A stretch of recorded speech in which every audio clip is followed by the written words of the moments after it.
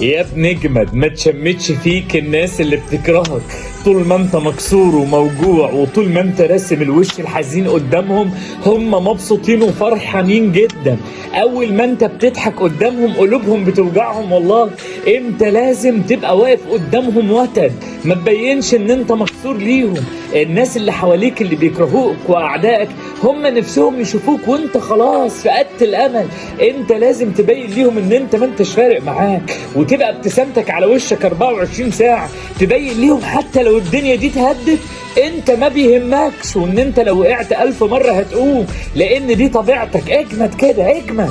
اوعى تنكسر قدامهم، ما تديهمش فرصة ان هم يشمتوا فيك. كل ما تقابلهم لازم تبين لهم ابتسامتك، ومش ابتسامة مصنوعة، ابتسامة بتبين انك ما عندكش مانع انك تتنيك تعافر لغاية ما تقف على رجلك تاني، وان انت مش هتسمح لاي حد يكسرك لانك مش هينفع تنكسر. اجمد بقى وامسك في نفسك واوعى تنكسر، وخليك عارف ان الابتسامة دي بتوجع قلوبهم. من الاخر انا عايزك تجلطهم، عايزك تبقى كياد.